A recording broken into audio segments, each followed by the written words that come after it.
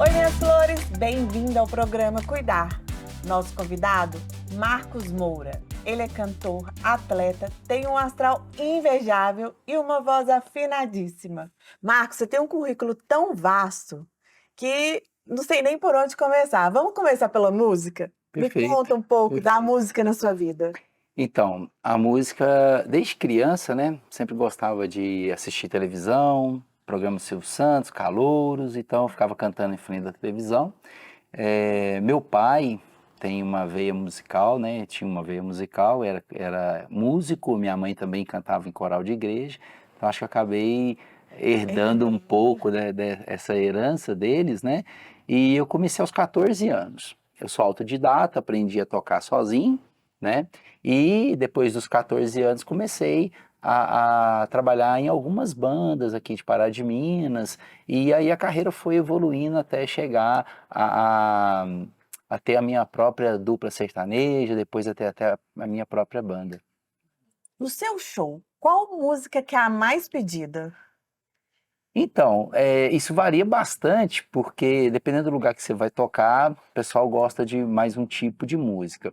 Mas as músicas que o pessoal sempre pede a gente para estar cantando são aquelas músicas sertanejo raiz, aquelas mais antigas, que contam Modão, né? modão de viola, aquelas que contam realmente uma história bacana, né, do homem do campo. Enfim, geralmente são essas as músicas que são mais pedidas, que o pessoal gosta mais. Boate Azul, Saudade da Minha Terra, enfim, esse nível aí que o pessoal curte. Isso aí. Vamos mudar um pouco de assunto. E na fase da infância, como foi a sua vivência na escola? Foi desafiante? Para mim sim, e para minha família, porque eu venho de uma família muito humilde, né? Eu sou filho único, eu tenho 5 irmãs, né? E sou o único homem da família. E tive a paralisia infantil com menos de 1 ano de idade. Então, quando eu fui para a escola, eu já tinha uma sequela de poliomielite.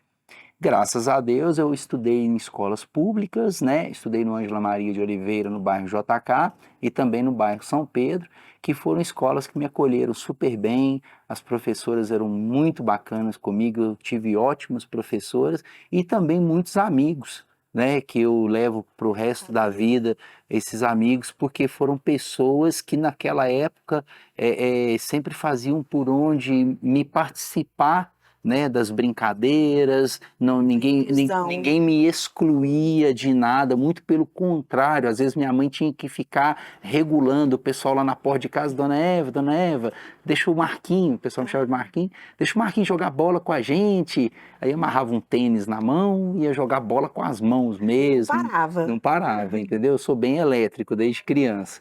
Então, assim, a gente desenvolveu bem e foi muito bacana. A infância foi maravilhosa.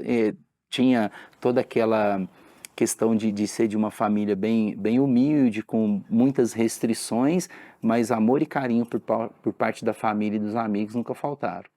Isso é o que é mais Com importante, né. certeza. Você falando dos seus pais, então seus pais nunca teve com você uma limitação? Não, não, muito pelo contrário. A minha mãe sempre me incentivou a estudar bastante. Ela sempre falava comigo que para que eu fosse alguém bem-sucedido na vida, que eu deveria estudar. Eu sempre fui dos melhores, né? Para não dizer em alguns momentos até o melhor aluno da classe. Sempre fui muito esforçado e até por causa dessa veia musical, essa parte de ter um ouvido apurado, eu sempre aprendi muito com os professores, ouvindo a explicação deles na escola. O meu caderno era quase em branco mesmo, porque eu Hum. aprendia muito, E gravava. gravava, né, olhando para os professores, entendendo a explicação deles. Então, meus pais, nesse sentido, sempre foram muito abertos. As minhas irmãs também sempre me tinha aquele cuidado com uma pessoa que tinha uma sequela de poliomielite, mas nunca disseram, olha, você não vai conseguir fazer, ou isso daqui não é para você. Graças a Deus isso a gente nunca teve. As escolas, os bairros, a própria cidade, hoje na sua opinião, você acha que eles estão estruturados para receber? Então, a gente sabe que a maioria das cidades no Brasil não foram projetadas, né, devidamente nem para o cidadão comum, vamos dizer, para a pessoa com deficiência ou até mesmo para um idoso. Porque às vezes quando você fala de ter uma rampa de acesso, quando você fala de ter uma mobilidade melhor, não é só para a pessoa com deficiência física. Né? Você tem que ver que a idade, as pessoas estão ficando mais velhas, né? A qualidade de vida melhor, a pessoa consegue viver mais, então vai envelhecer e começam a ter alguns problemas de saúde que acaba acarretando que a pessoa precisa um passeio um pouco mais nivelado, ruas melhores e tal. Na minha época, na escola, as escolas eram muito simples, né? Escolas de bairro, de periferia, vamos dizer assim, muito simples, e a gente se virava com o que tinha. Né? Eu me lembro de uma época onde eu estava estudando no Fernando Otávio e a minha sala era no terceiro andar e eu tive que fazer uma cirurgia no joelho. Então eu fiquei muito tempo com a perna engessada. Então a gente conversou com a minha mãe, conversou com a direção da escola e o que deu para fazer? Porque era uma escadaria, né? Eram 3 andares. Aí o que a gente fez? Trocou, passou a minha sala que estava lá no terceiro andar para o primeiro andar, já foi uma vitória no sentido de que eu não deixasse de ir para a escola naquela época. E era uma época que não havia esse transporte escolar que hoje tem, que busca o aluno praticamente na porta de casa, principalmente em zona rural, até mesmo na cidade. Então a gente conseguiu com a prefeitura na época, o ônibus passava bem pertinho da minha casa, eu entrava no ônibus, um ônibus que vinha de zona rural, e me deixava também na porta do Fernando Otávio, e com isso eu consegui não precisar faltar 3 meses, que eu perderia praticamente um ano letivo. E continuou sendo um ótimo aluno. Graças a Deus. Me conta aqui, e no esporte? Como você conseguiu ser esse atleta de alto rendimento? Então, foi meio que por acaso.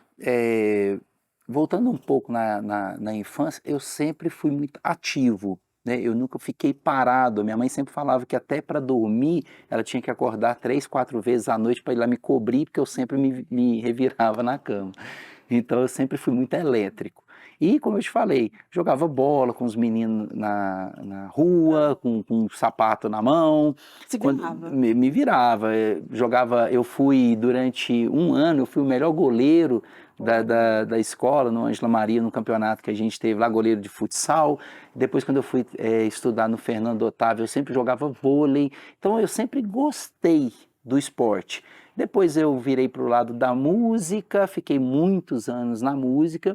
E agora, aos 36 anos, eu conheci a handbike, que é uma bicicleta projetada para pessoas com deficiência física, no qual a gente pedala com as mãos, né? E descobri, gostei. Na época eu não tinha condições financeiras de investir, né? Isso foi em 2009, mas fui trabalhando a ideia de juntar dinheiro para comprar. Em 2012 eu consegui comprar minha primeira handbike. Eu saí aqui de Pará de Minas de ônibus e fui parar lá em Sergipe, lá em Aracaju, para buscar uma bicicleta. Muita gente falou que era loucura. Foram 3 dias de viagem, ida e volta, dormindo dentro do ônibus, enfim, vários perrengues para poder estar trazendo handbike.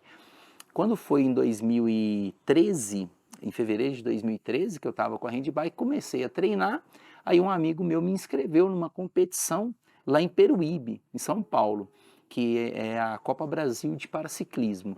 Falei, cara, eu nunca participei de competição nenhuma. Tá, tudo bem. Aí saí de carro aqui, arranquei e fui para lá. Eu me lembro até a data, se não me falha a memória, 25 de maio. 25 de maio, próximo agora, vão inteirar 10 anos de ciclismo paralímpico. Então eu fui, e para minha surpresa, eu sempre fui muito aguerrido nas coisas que eu me proponho a fazer. Então eu sempre gosto de dar o meu melhor, de sempre para fazer bonito, para fazer bem feito. Então eu fui e venci a prova. A minha primeira competição eu venci em primeiro lugar. E eram 2 provas, uma no dia 25 e uma no dia 26. Eu venci as duas. Aí eu acho que alguma coisa em mim deu um estalo e falou, olha, isso aqui me cabe, entendeu? E aí eu fui profissionalizando, vamos dizer assim. Aí eu comecei a pesquisar mais sobre o assunto, a evoluir nos treinamentos. Durante muito tempo eu treinava 4, 5, 6 horas por dia pedalando aqui na cidade, aqui na rodovia, entendeu? Então assim, e tô nessa tem 10 anos. Sempre com muita garra, né? Com certeza, até porque o esporte não tem como você fingir, né? Ou você faz bem feito ou não vai ter resultado. Isso aí, através de resultado que se ganha. Com certeza.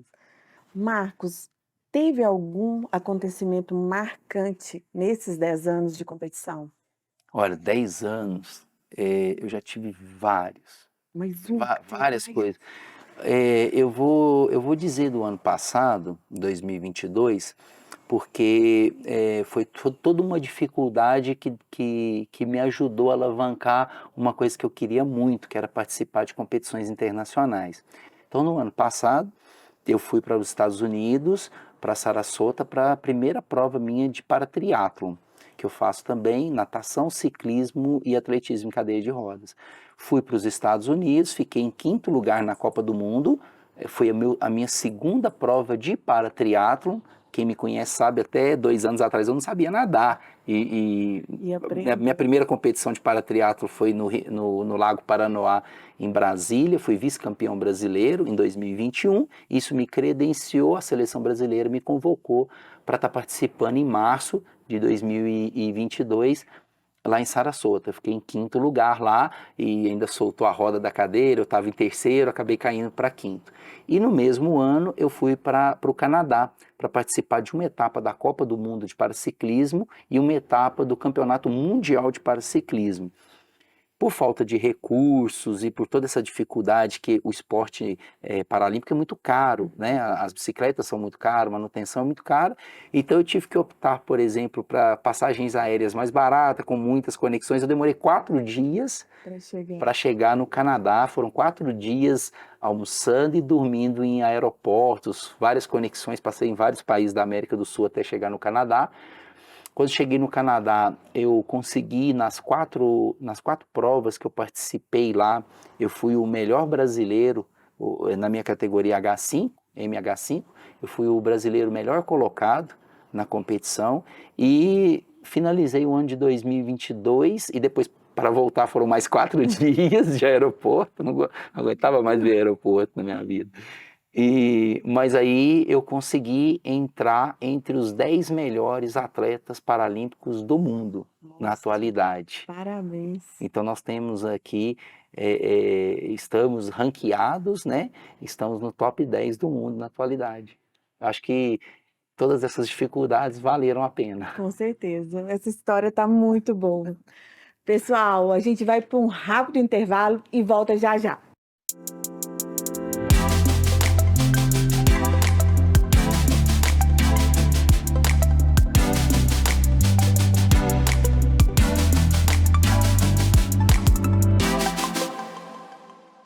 A vida é como um álbum de fotos, marcada pelas histórias que são registradas em nossa memória. E sabe o que é mais especial? Pensar que a essência de todos esses momentos é simplesmente o cuidado. Ao dar os primeiros passos, cuidaram para você não cair. Na noite que você chorou, alguém te abraçou e disse que tudo ficaria bem. Quando ficou doente, pôde ouvir as orações de quem mais te ama. O cuidado é a essência da vida e é também o que inspira e move a cuidar. Uma empresa de assistência funerária focada em oferecer atendimento totalmente humanizado, prezando por assistir com uma atenção especial todos que precisam de cuidados nos momentos mais difíceis. Cuidar é sinônimo de amor. E quem ama, cuida por toda a vida.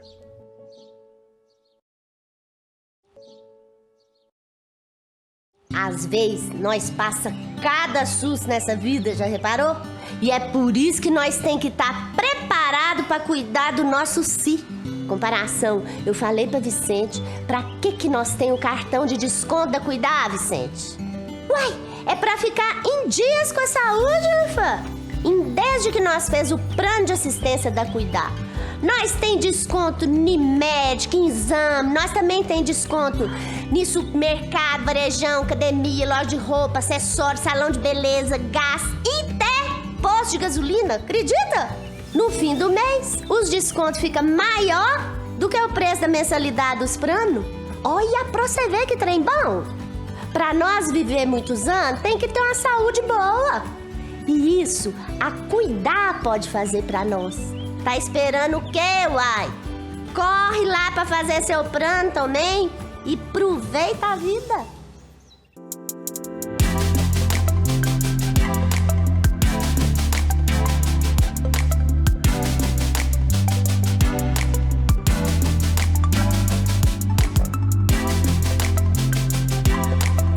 Que nada nos defina, que nada nos sujeite, que a liberdade seja a nossa própria substância. Voltamos com o nosso entrevistado, Marcos.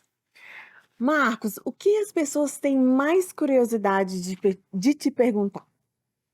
Olha, muitas das vezes eu sou questionado de onde que vem tanta energia, né? E também as pessoas me perguntam a questão da deficiência, né? Muitas pessoas se limitam ou se retraem quando a pessoa tem algum tipo de limitação física. E eu sempre falo com as pessoas o seguinte: todos nós temos limitações. Aí eu cito sempre o exemplo que, assim, às vezes eu pergunto para a pessoa assim: você toca violão? A pessoa, não. Eu falo, tá vendo? Você tem uma limitação. Não é visível, mas é uma limitação. Sim. Então, assim, eu sempre penso que se você tiver a cabeça boa, se daqui para cima for bem resolvido, daqui para baixo você vai se virar. De alguma forma você vai se virar e vai sair bem. O importante é você colocar o foco necessário naquilo que você pretende fazer, naquilo que você se propõe, exatamente, né? E procurar sempre fazer com maestria, com excelência.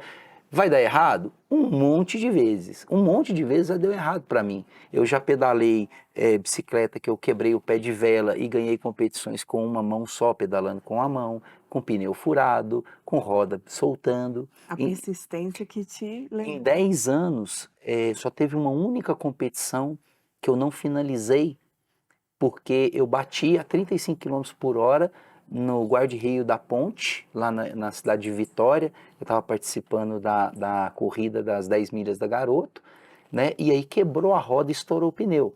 Então o equipamento não me permitia prosseguir, porque se dependesse de mim, mesmo todo arrebentado, eu teria continuado, eu não desisto. Marcos, você tem uma fala muito suave, muito leve. Para as pessoas que estão em casa, o que você diria para a questão do vitimismo, do negativismo? O que você falaria para essas pessoas? Olha, eu sou muito positivo, como você mesmo disse. Eu sempre acho aquele copo que está pela metade de água, que eu acho que ele está mais cheio do que vazio, né? Eu acho importante a pessoa não se vitimizar, porque muitos já me questionaram também sobre a questão de preconceito. Por várias situações, eu já passei por situações de que as pessoas tiveram preconceito contra mim. Mas sofrer o preconceito, eu entendo que é uma escolha da pessoa. E eu nunca escolhi sofrer o preconceito, porque eu sempre penso que quando alguém é preconceituoso com você, quem tem um defeito a ser corrigido é a pessoa, e não você. O defeito é nela e não em você. Então eu sempre gostei de olhar por essa ótica, né? Eu sempre olho na questão que a pessoa é que é digna de ser observada, porque se tem algum problema, não é comigo, é com ela. É mais dela. Com certeza. Isso. Marcos, nossa entrevista foi um show. Você tocou em temas tão sensíveis e de uma forma tão leve. Muito obrigada. Eu que agradeço a vocês pelo convite, espero ter colaborado. Com certeza. Pessoal, ficamos por aqui com mais um episódio. Beijo florido!